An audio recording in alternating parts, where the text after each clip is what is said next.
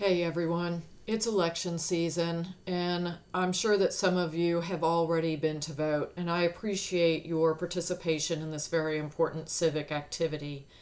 For those of you who haven't voted yet, or even for all of us who may have voted but for future elections, I want to give you some things to think about. First and foremost, we as voters are responsible for all of the actions of government. So you say, Lynn, why is that? I'm not the one making the decisions. I'm not the one sitting in Congress. I'm not the one sitting in the president's suite in the executive office. Well, ultimately, as voters, we are the ones who put those people there. Whether it's on a national level or a local level, town, county, state, federal, it doesn't matter.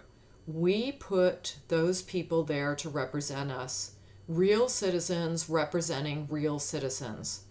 We bear the responsibility for putting people in place who are solution minded, who are values driven, who represent our overall values as a nation, not just our personal values.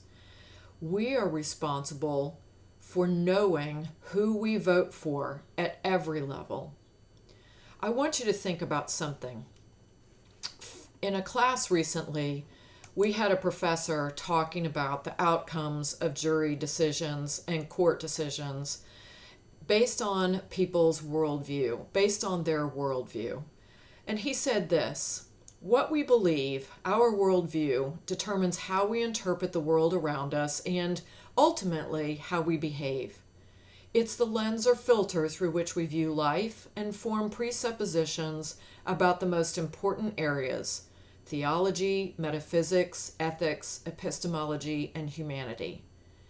We need to know the beliefs of those for whom we vote. Before you put that dot next to someone's name, ask yourself, do I know this person? Do I know people who know him or her? Do I know their values? Have they been able to share their values clearly and effectively? And do they stand by them consistently and predictably? Do they personify them? Are those values present every time I see that person? Have they ever run a business? Have they ever run an organization? Have they managed people? Have they achieved conflict resolution? Do they treat people respectfully? Do they understand the actual role, the limitations, and the responsibilities of the role that they want to be elected to? Are they running because they have a vendetta against someone? Or are they running because they believe in some particular thing that could be done better, or more efficiently, or more within the context of our community's values? Ask yourself again, do I know this person? What do their fellow church members say? What do their fellow synagogue members say?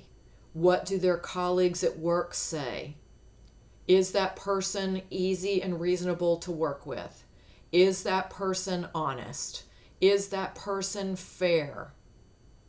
These are all very important questions to ask as you do your due diligence prior to the elections and prior to any future elections. Please take the time to know your candidates. Attend forums, ask questions, listen to their speeches, engage with them in positive and productive ways when you see them on the street. Be sure that you know, no matter which party they represent, whether that party has a value system and a creed, whether they can articulate their own individual values, and how consistent they are with their actual actions. We are responsible for the effectiveness and the solution-mindedness of government. Take part positively, and let's see great success for the future, economically and culturally, for this great experiment that we call the United States of America.